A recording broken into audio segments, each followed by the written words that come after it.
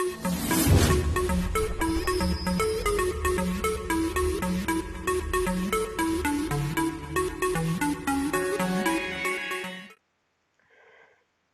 दोस्तों, मैं असलम मलिक आपका स्वागत करता हूं हमारे YouTube channel online coaching centre पर।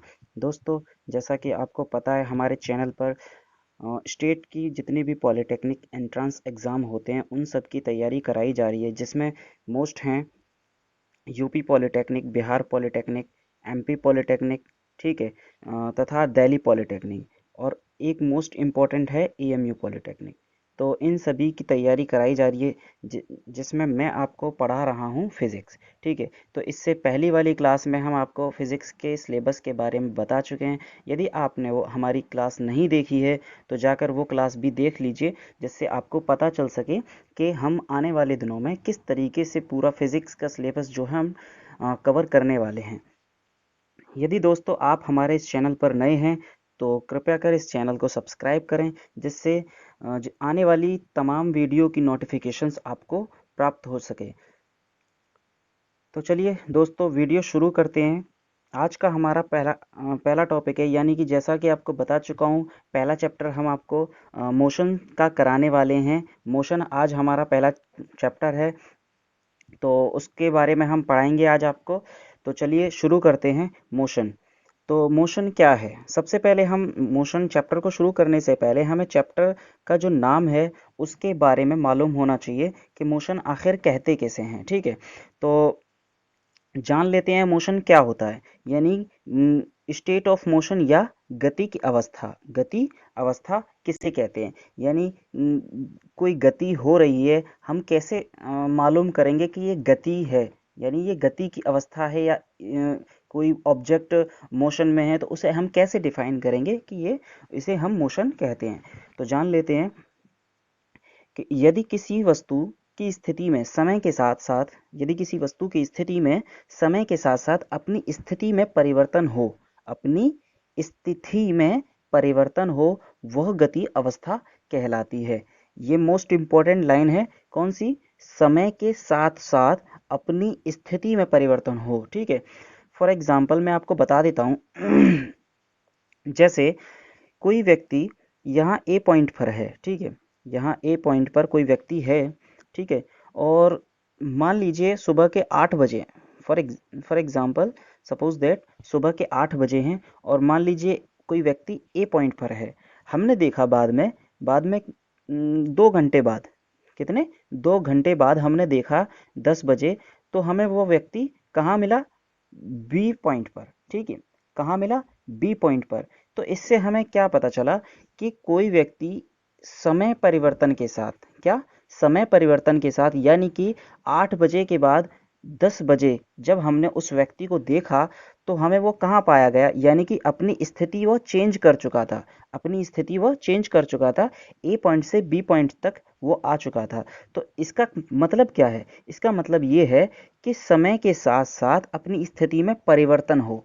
यानी यहाँ पर जैसे ही समय चेंज हुआ, यहाँ पर उसकी स्थिति में परिवर्तन होना शुरू हो गया था, और 2 घंटे बाद हमने जब देखा उसको तो हमें वो बी पॉइंट पर मिला, ठीक है। तो इसको कहते हैं, वह जो व्यक्ति है, जो भी वो ऑब्जेक्ट है, ठीक है, वो पिंड है, तो वो गति की अवस्था में है इस समय, ठीक है।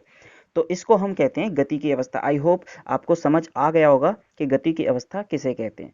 तो नेक्स्ट पॉइंट की तरफ चलते हैं हम, कि गति की अवस्था के साथ साथ हमें मालूम होना चाहिए कि इसका अपोजिट यानी विराम अवस्था किसे कहते हैं। यानी हमें पता कैसे चलेगा कि कोई व्यक्ति रुका हुआ है या उसकी पोजीशन जो है एक रेस्ट पोजीशन पर है, ठीक है।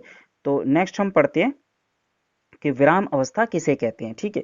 तो विराम यानी स्टेट ऑफ रेस्ट, यदि किसी वस्तु की स्थिति में समय के साथ साथ तथा आसपास की वस्तुओं के सापेक्ष कोई परिवर्तन न हो तो वह विराम अवस्था कहलाती है। जैसा कि आपको यहाँ दिख रहा है, समय के साथ साथ उसमें क्या था? गति की अवस्था में क्या था कि समय के साथ साथ उसकी स्थिति में परिवर्तन हो या होना जरूरी है जब गति की अवस्था होती है, ठीक है। इसमें क्या है? यहाँ समय के साथ साथ, जैसे कोई ऑब्जेक्ट है ए पॉइंट पर, ठीक है।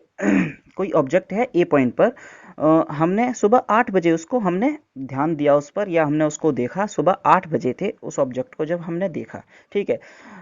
जब हम 10 बजे देख रहे हैं उस ऑब्जेक्ट को, 10 बजे यानी हमने उसको देखा, तो वो उसी पॉइंट पर मिला हमें। क्या कहा? वह उसी पॉइंट पर मिला, यानी ए पॉइंट पर ही हमें वह स्थित इसकी स्थिति जो है हमें मिली, या हमने उसको देखा, उसको पाया हमने उसी पॉइंट पर थी, ठीक है। तो इसका कहने का मतलब है कि समय तो बढ़ा, यानी समय के साथ समय का परिवर्तन तो हुआ, समय तो कोई रुकने वाला नहीं है, ठीक है। लेकिन उस वस्तु की जो स्थिति है, यानी उस वस्तु की स्थिति, फॉर एग्जाम्पल यहाँ पर कोई मान लो बेंच पर बैठा था, ठीक है। किसी बेंच पर बैठा था, ठीक है। तो उस बेंच के सापेक्ष उसकी स्थिति में कोई परिवर्तन हुआ नहीं, ठीक है। तो इस कारण उसकी जो अवस्था होगी उसको हम विराम अवस्था कहते हैं, या उसको विराम अवस्था कहेंगे, ठीक है। आई होप आपको सेकंड जो टॉपिक है वो आपको क्लियर हो गया होगा कि विराम अवस्था किसे कहते हैं। आप ये कभी नहीं भूलेंगे कि जो मैंने आपको 2 पॉइंट बताए हैं, ठीक है। नेक्स्ट पॉइंट की तरफ चलते हैं। नेक्स्ट टॉपिक है हमारा अदिश राशियां। हमें मालूम होना चाहिए कि जो हम आगे पढ़ने वाले हैं, कि जो हम आगे जिन राशियों को पढ़ने वाले हैं वो राशियां आखिर होती क्या हैं, ठीक है। तो आपको बता दें, एक होती हैं हमारी अदिश राशियां, एक होती हैं सदिश राशियां, ठीक है। एक होती हैं अदिश राशियां, एक होती हैं सदिश राशियां, ठीक। तो अदिश राशि को हम कहते हैं स्केलर क्वांटिटीज। स्केलर क्वांटिटीज, अदिश राशि को क्या कहते हैं? Scalar quantities. तो स्केलर क्वांटिटी होता क्या है, ठीक है। तो वो पढ़ते हैं, आइए। जिन भौतिक राशियों को व्यक्त करने के लिए केवल परिमाण की जरूरत होती है, या परिमाण की आवश्यकता होती है, उन भौतिक राशियों को अदिश राशि कहते हैं। उन भौतिक राशियों को अदिश राशि कहते हैं। तो आपको बता दूं, जैसा कि यहाँ लिखा है कि जो अदिश राशि है, क्या अदिश राशि है, यानी अदिश, एक सेकेंड, अदिश, अदिश जो वर्ड है, ठीक है, उसमें ही क्लियर लिखा हुआ है कि, एक सेकेंड, तो अदिश जो वर्ड है, अदिश, ठीक, अदिश, तो इस वर्ड का क्या मतलब है? दिश, दिश यानी दिशा, दिश यानी दिशा, और अ का मतलब है न, अ का मतलब है न, ठीक है। यानी यहां इसका अर्थ है, यानी जिसमें दिशा न हो, जिसमें दिशा न हो उसको कहते हैं अदिश, जिसमें दिशा न हो उसको कहते हैं अदिश, ठीक है। तो इसका तात्पर्य यह है कि अदिश वे राशियां होती हैं जिनमें केवल परिमाण की जरूरत होती है, ठीक है। उनमें उनमें दिशा की आवश्यकता नहीं होती है, उन्हें अदिश राशियां कहते हैं। जैसे फॉर एग्जाम्पल द्रव्यमान, द्रव्यमान, दाब, कार्य, ऊर्जा, समय, ताप, घनत्व आदि, ये अदिश राशियां हैं। अदिश राशि एक और मैं बता दूं आपको, चाल, ठीक है, चाल, दूरी, ये सब क्या है? ये सब अदिश राशियां हैं, ठीक है। इनको ज्ञात करने के लिए, यहाँ दिशा की आवश्यकता नहीं होती है, ठीक है। तो इनको अदिश राशि कहते हैं। तो आपको बता दूं नेक्स्ट पॉइंट के सदिश राशियां किन्हें कहते हैं, सदिश राशियां क्या होती हैं। तो चलिए नेक्स्ट टॉपिक की तरफ चलते हैं। आई होप समझ में आ गया होगा आपको अदिश राशियां किसे कहते हैं, अदिश राशियां होती क्या हैं। तो नेक्स्ट है सदिश राशियां। सदिश राशियां यानी जिसे हम वेक्टर क्वांटिटीज कहते हैं, ठीक है। तो ये वह भौतिक राशियां होती हैं जिनको व्यक्त करने के लिए परिमाण परिमाण और दिशा दोनों की जरूरत होती है। जैसा कि आपको नाम में व्यतीत हो रहा है, सदिश यानी सदिश, दिश यानी दिशा, दिश यानी दिशा, स माने सहित, यानी दिशा सहित, यानी दिशा सहित वे राशियां जिनमें दिशा की आवश्यकता होती है, परिमाण के साथ साथ दिशा की आवश्यकता होती है, ऐसे ऐसी राशियों, ऐसी भौतिक राशियों को हम क्या कहते हैं? सदिश राशि कहते हैं, ठीक है। तो आपको बता दूं, जैसे फॉर एग्जांपल वेग, क्या है? वेग, विस्थापन, ठीक, क्या है?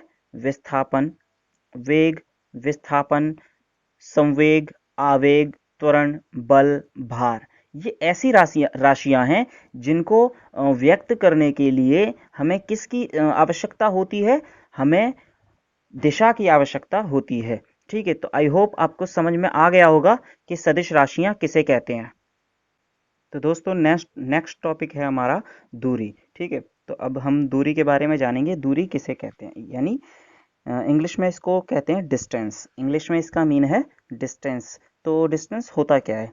जैसा कि आपने बहुत सुना होगा कि वो इतनी दूर गया है या इतनी दूरी उसने तय की है। तो कहते किसे हैं दूरी को एक्चुअल? तो किसी निश्चित समय किसी निश्चित समय में किसी गतिमान वस्तु द्वारा तय किए गए रास्ते की लंबाई दूरी है। यानी रास्ते की जो लंबाई होती है उसे दूरी कहते हैं, लेकिन वो क्या? निश्चित समय में हो। ठीक है, निश्चित समय में हो। तो निश्चित समय में तय किए गए रास्ते की लंबाई को क्या कहते हैं? दूरी कहते हैं। फॉर एग्जाम्पल, कोई ये एक जगह है, ठीक है, ये एक जगह है, इसको कोई भी नाम दे दिए, जगह वन। ठीक है, ये एक जगह है, जगह दो। ठीक है, ये प्लेस वन, ये प्लेस टू। ठीक, तो इस प्लेस से इस प्लेस तक हमें जाना है। ठीक है, इस प्लेस से इस प्लेस तक जाना है हमें। तो हम क्या करेंगे? सड़क हमारी कैसे जा रही है? हमारी सड़क गई है इस टाइप से, इस टाइप से हमारी सड़क गई है। तो ये जो रास्ते की जो इसकी जो लेंथ होगी, इसकी जो लेंथ होगी, यानी इसकी फॉर एग्जांपल ये हमारा टोटली जो है 3 किलोमीटर्स है। कितना है? 3 किलोमीटर। तो इसकी जो 3 किलोमीटर जो उसकी लेंथ है, वो क्या है हमारी? वो दूरी है, इसको हम दूरी कहेंगे। आई होप समझ में आ रहा होगा आपके कि ये जो इस पाथ की जो लेंथ है, यानी इस पाथ की जो लंबाई है, ठीक है, उसको हम क्या कहेंगे? अगर यहाँ तक भी ना माने आप, यहाँ तक भी कोई जगह मान लें, ठीक है, इस जगह को नोटिस करें, तो इस जगह से इस जगह तक की दूरी, इस जगह से इस जगह तक की जो लेंथ है उसको हम क्या कहेंगे? दूरी। ठीक है, वो किसी भी शक्ल में हो सकती है, वो चाहे यूं हो, वो चाहे सीधे हो, ठीक है, वो चाहे इस तरीके से हो। तो कोई भी शक्ल हो सकती है दूरी की। आप इसको नोट करें, दूरी एक पॉइंट से दूसरे पॉइंट के बीच के जो पाथ की लंबाई है उसको हम दूरी कहते हैं। ठीक है, इसको वो चाहे किसी भी कंडीशन में हो, वो चाहे सीधी हो, ठीक है, वो चाहे कर्व टाइप में हो, ठीक, तो इसको हम दूरी कहेंगे। वो चाहे इस शेप में क्यों ना हो, लेकिन होगी वह दूरी, बशर्ते उसकी जो लंबाई होगी रास्ते की, उसको हम दूरी कहेंगे। आई होप समझ में आ गया होगा आपके कि दूरी हम किसे कहते हैं। दूरी को जब हम मेजर करते हैं, वो किस यूनिट में मेजर करते हैं? किसी भी राशि को मापने के लिए हमें उसके मात्रक की ज़रूरत होती है। जैसे कि आपको पता है, दूरी को हम किस में मेज़र करते हैं? हम दूरी को मीटर में मेज़र करते हैं, यानी इसका जो मात्रक है वो मीटर है। तो नेक्स्ट पॉइंट की तरफ चलते। तो नेक्स्ट टॉपिक है हमारा विस्थापन। विस्थापन, आपको बता दूं, विस्थापन एक सदिश राशि होती है। सदिश यानी वेक्टर क्वांटिटी होती है। ठीक है, तो वेक्टर क्वांटिटी होती क्या है? अभी जस्ट कुछ मिनट पहले मैंने आपको बताया, वेक्टर क्वांटिटी वे भौतिक राशियां होती हैं जिनको व्यक्त करने के लिए हमें किसकी नीड होती है? एक डायरेक्शन की नीड होती है, यानी जिनको व्यक्त करने के लिए हमें दिशा की आवश्यकता होती है। ठीक है, तो इसी प्रकार हमें विस्थापन को समझना है। मान लीजिए, चलो डेफिनेशन पढ़ते हैं पहले। किसी निश्चित समय में किसी गतिमान वस्तु की स्थिति में होने वाला परिवर्तन उस समय में वस्तु का विस्थापन कहलाता है। शायद आपको समझ ना आया हो, मैं चलिए एक शॉर्ट मेथड से बताता हूँ आपको विस्थापन कहते कैसे हैं। मान लीजिए दो पॉइंट है, मान लीजिए दो पॉइंट हैं। इन दो पॉइंटों को कई तरीकों से, मान लीजिए ये एक एक जगह है ए, ये एक जगह है बी, दो प्लेसेस है अलग अलग। ठीक है, तो इन प्लेसेस को कोई तीन पाथ, ठीक है, थ्री वेरियस पार्ट्स जो हैं कनेक्ट करते हैं। एक इस टाइप से, एक इस टाइप से, ये पार्ट पाथ वन, ये पाथ सेकंड, एंड ये डायरेक्टली पाथ जो है, ये पाथ पाथ पाथ जो है पाथ थर्ड। ठीक है, तो ये 3 पाथ हैं। ठीक है, तो इन जो रास्ते हैं, तो इन रास्तों में सबसे पहले हमें ये देखना पड़ेगा कि इन रास्तों की जो लंबाइयाँ हैं, ठीक है, वो किस तरीके से हैं। सबसे पहले मैं आपको बता दूं कि ये एक प्रकार से इसकी जो लंबाई है उसको हम दूरी कह सकते हैं, राइट। दूरी कह सकते हैं, यानी इसको हम डिस्टेंस कह सकते हैं। इस लंबाई को हम डिस्टेंस कह सकते हैं, या ऑफ कोर्स डिस्टेंस हम जो है इस लंबाई को कह सकते हैं। ठीक है, distance, what is distance? Distance क्या है? डिस्टेंस एक पाथ की लंबाई है। ठीक है, तो हम इसको भी कह सकते हैं। क्या हम इसको डिस्टेंस कह सकते हैं? या ऑफ कोर्स, व्हाई नॉट। तो हम इसको भी डिस्टेंस कह सकते हैं। ठीक है, तो अब बात करते हैं हम विस्थापन पर। ठीक है, विस्थापन क्या है? विस्थापन दो पॉइंटों के बीच की जो न्यूनतम दूरी होती है। क्या कहा? अगेन रिपीट, दो पॉइंटों के बीच की जो मिनिमम लेंथ है, मिनिमम दूरी है, ठीक है, उसको, जो मिनिमम लंबाई है, उसको हम क्या कहते हैं? उसको हम विस्थापन कहते हैं। ठीक है, यानी अगर कोई कहे क्या ये विस्थापन है? नो, क्या ये विस्थापन नहीं है? हरगिज नहीं है। क्या इसे हम विस्थापन कहेंगे? पाथ जो है, सेकंड पाथ जो है, उसको विस्थापन कहेंगे? नेवर। लेकिन जो पाथ थर्ड है उसको हम विस्थापन कहेंगे। क्यों? क्योंकि इसमें एक डायरेक्शन शो हो रही है। क्या डायरेक्शन क्या है? कि हमें ए पॉइंट से बिल्कुल सीधा किस पर? बी पॉइंट पर जाना है। ठीक है, तो ये जो पॉइंट है, यानी इसको जो मिलाने वाली जो न्यूनतम दूरी है, उसको हम विस्थापन कहेंगे। आई होप आपको समझ आ गया होगा कि विस्थापन और दूरी में क्या डिफरेंस है। ठीक है, आपको एक और पॉइंट में बता दूं कि हम किसी भी रास्ते की लंबाई को हम क्या दूरी कह सकते हैं? ऑफ कोर्स हम कह सकते हैं, किसी भी रास्ते की लंबाई हम दूरी कह सकते हैं, लेकिन किसी भी रास्ते की लंबाई को हम विस्थापन नहीं कह सकते। आपको ये समझना होगा, किसी भी रास्ते की लंबाई को हम विस्थापन नहीं कह सकते। हम किसी भी रास्ते की लंबाई को, वो चाहे लंबाई ये हो, वो चाहे ये हो, वो चाहे ये हो, ठीक है, तीनों जो हैं यहाँ पर हम दूरी कहेंगे, लेकिन तीनों को हम विस्थापन नहीं कहेंगे। विस्थापन सिर्फ ये होगा, ये जो सीधा पाथ है। ठीक है, तो समझ में आ गया होगा। अच्छा, एक और बात मैं आपको बता दूं कि हम, जैसे मान लीजिए कोई पॉइंट ए है और ये पॉइंट बी है। ठीक है, मैं यहाँ से चला, ठीक है, पॉइंट ए से चला, पॉइंट बी पर गया, और पॉइंट बी से वापस आ गया ए पर। पॉइंट बी से वापस आ गया ए पर, यानी मेरी जो प्रारंभिक स्थिति थी, ठीक है, जो इनिशियल स्टेट थी, वो ए पॉइंट थी। एंड एंड फाइनल स्टेट जो है मेरी, जो अंतिम जो अवस्था है, वो मेरी क्या है? वो पॉइंट ए ही है। तो यहाँ पर विस्थापन क्या होगा? यहाँ पर विस्थापन क्या होगा?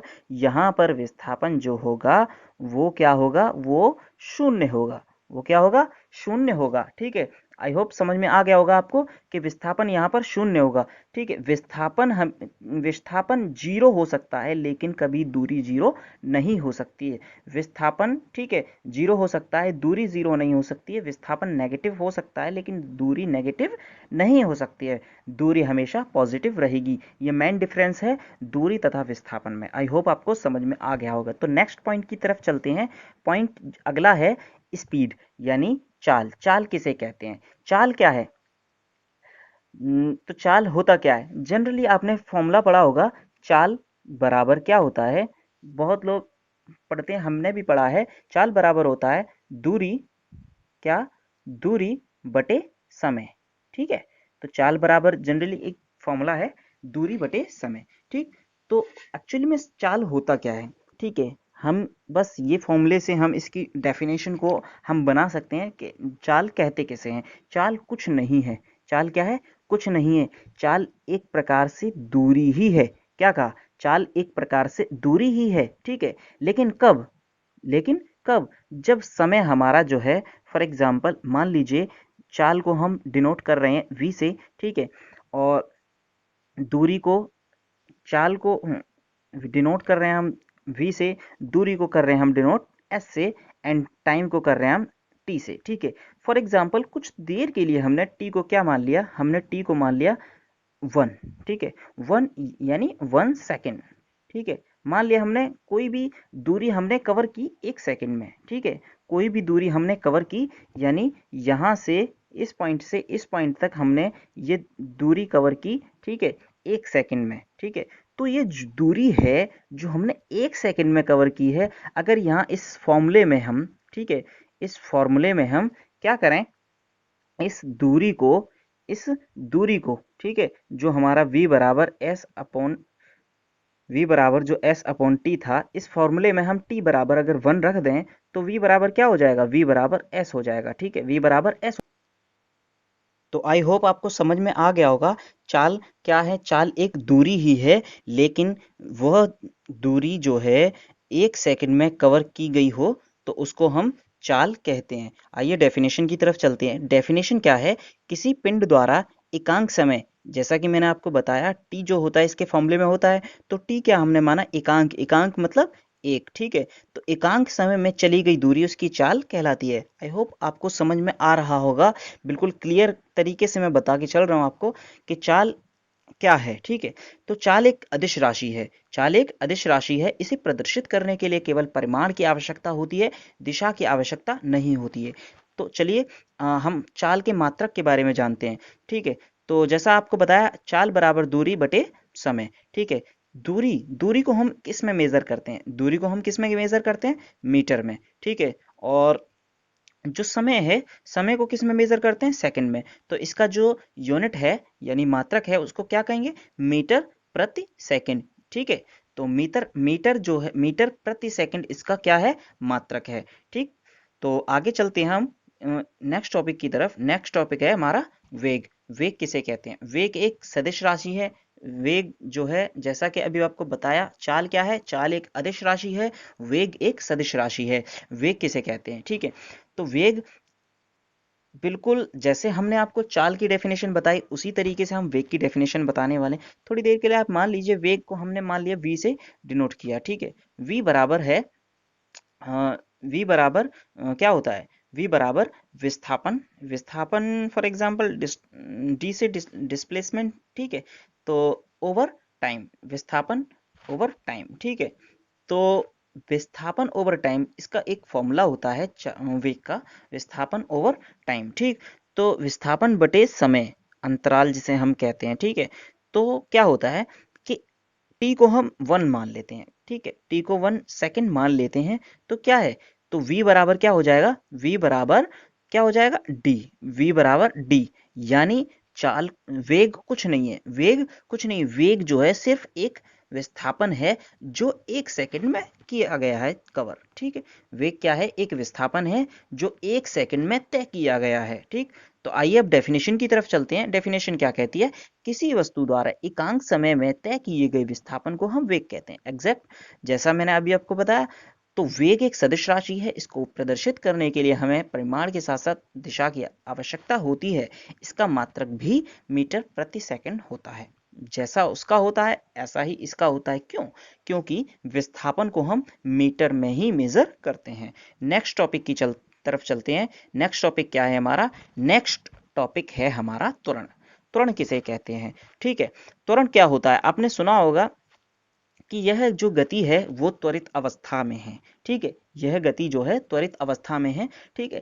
तो इसका तात्पर्य क्या है, मान लीजिए कोई एक ऑब्जेक्ट है, ठीक है, एक ऑब्जेक्ट है, किसी पॉइंट से चला, किसी पॉइंट की तरफ बी की तरफ, ठीक है। तो इस पॉइंट से इस पॉइंट की तरफ जब चलेगा कोई ऑब्जेक्ट, ठीक, तो उसकी, फॉर एग्जांपल ये कोई बस मान लीजिए, ठीक है। तो ये ऑब्जेक्ट है, ठीक है, या ये बस है, इस पाथ से होकर इस बी पॉइंट पर आ रही है। मान लीजिए इसकी शुरुआत में जो चाल थी, इसकी शुरुआत में जो वेग था, इसका क्या था, वेग था 20 मीटर प्रति सेकंड, 20 मीटर प्रति सेकंड इसका शुरुआत में वेग था, ठीक है। यहाँ आते आते इसका वेग हो गया, यहाँ पर इस पोजीशन पर इसका वेग है 10 मीटर प्रति सेकंड। तो हमें यहाँ से क्या सीखने को मिला, कि हमें यहाँ से ये सीखने को मिला कि इसके वेग में डिफरेंस हुआ है, ठीक है, इसके वेग में कमी हुई है, क्या हुई है, इसके वेग में कमी हुई है। इसी प्रकार हम मान लेते हैं कोई एक पाथ है यहाँ, ठीक है, एक पाथ है यहाँ पे, इसका यहाँ पर स्टार्टिंग में जो वेग है वो है 10 मीटर पर सेकंड, ठीक है, 10 मीटर पर सेकंड, और यहाँ पर जो एंड में जाके है वो यहाँ पर 20 मीटर पर सेकंड हो जाता है, ठीक है, कुछ देर के लिए मान लेते हैं। तो यहाँ पर जो है वेग में कमी हुई है, यहाँ पर वेग में वृद्धि हुई है। तो इन दोनों कंडीशन में क्या होगा, जो ऑब्जेक्ट है वो किस में होती है, त्वरित अवस्था में होती है। लेकिन दोनों कंडीशन के नाम अलग अलग होते हैं, ठीक है। नाम क्या क्या होते हैं, ऊपर वाली जो अवस्था है, ऊपर वाली जो कंडीशन होती है उसको हम कहते हैं कि जो ऑब्जेक्ट है उसमें मंदन हो रहा है। क्या हो रहा है, मंदन अवस्था में है वो, ठीक है। क्यों, क्योंकि उसके वेग में कमी हो रही है। क्या, उसके वेग में कमी हमें दर्शाता है कि उसमें मंदन हो रहा है, ठीक है। इसी प्रकार जब वेग बढ़ता है यानी वेग कम से अधिक की ओर जाता है, ठीक है, तो इसमें हमें मालूम होता है कि वेग में उसमें ऑब्जेक्ट में क्या है, एक त्वरण है, एक में त्वरण है, ठीक है, होता दोनों त्वरण ही है, लेकिन बस ये नेगेटिव होता है, इसीलिए ये साइन जो है नेगेटिव होता है, इस वजह से इसको मंदन हम बोल देते हैं, इसको त्वरण बोलते हैं, ये पॉजिटिव होता है, ठीक है। तो वेग के बढ़ने और घटने को हम त्वरण एक प्रकार से कह सकते हैं, ठीक है, त्वरण आ जाना, ठीक। तो अब हम डेफिनेशन की तरफ चलते हैं। डेफिनेशन एक्चुअल में क्या कहती है, यदि किसी गतिमान वस्तु के वेग में वृद्धि हो रही है तो गति त्वरित गति कहलाती है, ठीक है। गति त्वरित गति कहलाती, गतिशील वस्तु के समय के साथ वेग में परिवर्तन करने के लिए त्वरण शब्द का प्रयोग किया गया है। आई होप आपको समझ में आ गया होगा कि त्वरण किसे कहते हैं, ठीक है। त्वरण होता है v minus you upon T, v minus you upon T. Actual में जो डेफिनेशन है इसकी, एकांक समय में जो वेग में परिवर्तन होता है, ठीक है, एकांक समय में उत्पन्न हुए वेग में परिवर्तन को हम क्या कहते हैं, त्वरण कहते हैं, ठीक है। एकांक यानी t बराबर हम 1 मान लेते हैं, इस ये वेग में परिवर्तन को दर्शाता है, यानी कि dv। dv क्या है, वेग में परिवर्तन। वेग परिवर्तन कैसे निकालते हैं, अंतिम v financial, v u initial, ठीक है, अंतिम माइनस प्रारंभिक जो है किसी भी उसका परिवर्तन निकाला जाता है किसी भी राशि का, ठीक है। आई होप आपको समझ में आ गया। नेक्स्ट टॉपिक की तरफ चलते हैं। नेक्स्ट टॉपिक है हमारा इस प्रकार, गति के समीकरण। गति के समीकरण जो है हमारा नेक्स्ट टॉपिक है। गति के समीकरण क्या होते हैं, ठीक है, कि हमको जैसे किसी सरल रेखीय पाथ पर हमें चलना है तो हमें कुछ समीकरण फॉलो करने पड़ते हैं, ठीक है। तो वो होते क्या हैं, वो समीकरण जो है हमारे सरल रेखीय, दोबारा रिपीट कर रहा हूं मैं, ये जो समीकरण हैं, ठीक है, ये जो इक्वेशंस हैं वो सिर्फ इस पाथ के लिए अलाउ हैं, इन्हीं पाथ को फॉलो करती हैं, ठीक है। तो आपको बता दूं, पहला समीकरण है हमारा v बराबर u plus a t, v बराबर u प्लस ए टी, यानी v अंतिम वेग, u प्रारंभिक वेग, a यहाँ पर है हमारा त्वरण, a यहाँ पर क्या है, त्वरण है, तो हम त्वरण कहेंगे, ठीक है। और v जो है अंतिम वेग है, u प्रारंभिक वेग है, और t जो है हमारा समय को प्रदर्शित करता है, ठीक है। तो t जो है समय को प्रदर्शित करता है। तो आपको बता दें v बराबर u प्लस ए टी, ये पहला समीकरण है। इसी प्रकार दूसरा समीकरण है s बराबर U T plus half A T square, जहां पर s जो है वो दूरी को प्रदर्शित करता है। थर्ड है v स्क्वायर बराबर you square plus 2as, v square बराबर यू स्क्वायर प्लस 2as। तो ठीक है दोस्तों, ये तीन समीकरण हैं जो हमारे सरल रेखीय गति को दर्शाते हैं, ठीक है। इनके जरिए से आप आगे, मैं बताऊंगा आपको न्यूमेरिकल्स जो आते हैं एग्जामिनेशंस में, आप मान कर चलिए कि आपको एएमयू या यूपी पॉलिटेक्निक में एक क्वेश्चन से दो क्वेश्चन इन सवालों से देखने को मिल सकता है। आप ये ध्यान रख के चलिए, एक न एक क्वेश्चन तो ये देखने को मिलेगा। इन तीनों छोटे छोटे से ये जो क्वेश्चंस हैं, इनसे एक क्वेश्चन तो कम से कम देखने को मिलेगा, हो सकता है दो क्वेश्चन देखने को मिल जाए, ठीक है। तो दोस्तों, इन इन इसके बाद जो क्लास होने वाली है उसको बिल्कुल भी भूलिएगा मत देखने से, ठीक है, वो क्लास वेरी इंपॉर्टेंट होगी, ठीक। अगर आप चाहें तो मैं इन इक्वेशंस को मैं प्रूफ भी करके दिखा सकता हूं, लेकिन उससे कोई फायदा नहीं होने वाला है, क्योंकि क्योंकि हमें एग्जाम क्रैक करना है। ये इक्वेशंस जो हैं, अगर आप 10th के एग्जाम में एग्ज़ाम दे रहे हों, या 12th के एग्ज़ाम में तो खैर मुश्किल ही पूछा जाता है। ये सिद्ध करने के लिए अगर पूछा जाए तब ये इक्वेशंस को हम सिद्ध करें। लेकिन हमें एग्ज़ाम क्वालिफाई करना है तो उसके लिए हमें सिर्फ इक्वेशंस याद कर लेना बेटर है। तो आई होप आपको समझ में आ रहा होगा मैं क्या कहना चाह रहा हूँ। नेक्स्ट एक और टॉपिक है, मैं आपको वो क्लियर करके बता देता हूँ कि वो क्या है। nth सेकंड में यानी nवें सेकंड में तय की गई दूरी के लिए गति का एक समीकरण है, उसको हम क्या कहते हैं, उसको इस प्रकार हम लिखते हैं। एस nth यानी जो दूरी है, ठीक है, दूरी है। एस क्या है यहाँ पर, दूरी है। यू क्या है, प्रारंभिक वेग है। ए क्या है, ए जो है यहाँ पर त्वरण है। और जो एन क्या है, वो एन जो है, मान लीजिए 5वें सेकंड, फॉर एग्जाम्पल एक कोई बस है यहाँ से चली यहाँ तक के लिए, ठीक है, वो टोटल 25 सेकंड, क्या 25 सेकंड उसने लिए यहाँ पर आने में, ठीक है। यहाँ की जो दूरी है वो टोटल 10 किलोमीटर 10 किलो, मान लीजिए 100 मीटर है, मान लीजिए 100 मीटर है, यहाँ से यहाँ तक आने के लिए उसने 25 सेकंड लिए, ठीक है। तो क्वेश्चन हमसे ये पूछा जाएगा कि उसका मान लीजिए कुछ त्वरण दे रखा है, ठीक है। तो क्वेश्चन हमसे ये पूछा जाएगा कि 5वें सेकंड में 5वें सेकंड में उसने कितनी दूरी तय की, 5वें सेकंड में, ठीक है, 5वें सेकंड में उस ऑब्जेक्ट ने कितनी दूरी तय की। तो इस प्रकार हम इस इक्वेशंस पर क्वेश्चन सॉल्व कर सकते हैं, ठीक है। तो दोस्तों आई होप आपको ये वीडियो पसंद आई होगी। यदि आप इस वीडियो को पसंद आती है आपको ये वीडियो, तो कृपया कर इस वीडियो को लाइक करें और अपने दोस्तों के साथ शेयर करें। तथा यदि आप हमारे इस चैनल पर नए हैं तो इस चैनल को सब्सक्राइब करना न भूलें, और साथ के साथ उस बेल आइकन को भी प्रेस कर लें, जिससे हमारी जो डेली अपडेट आते हैं वो आप तक पहुंच सकें। तो दोस्तों और आपको एक इन्फॉर्मेशन दे दूं कि हमारी जो अदर्स क्लासेस हैं, जैसे हमारे तरुण सर ले रहे हैं क्लासेस, मैथ की क्लासेस तरुण सर ले रहे हैं, ठीक है। अजय सर हमारे जीके स्टैटिक स्टैटिक जीके की क्लासेस ले रहे हैं। और हमारे जो मनोज सर हैं, वो हमारे Manoj sir biology and chemistry की क्लासेस ले रहे हैं। और हमारे जो चेतन सर हैं, वो हमारे चेतन सर दिल्ली पॉलिटेक्निक के लिए हमारे चेतन सर जो हैं इंग्लिश की क्लासेस ले रहे हैं। तो ज़रूर देखिए, उन क्लासेस को हमारे चैनल पर अपलोड की जा रही है, डेली डेली जो क्लासेस अपलोड की जा रही हैं। यदि आपने अभी तक यूपी पॉलिटेक्निक का फॉर्म नहीं भरा है तो यूपी पॉलिटेक्निक का फॉर्म लास्ट डेट है 20 मई। तो उस डेट तक आप फॉर्म भर सकते हैं, लास्ट डेट है।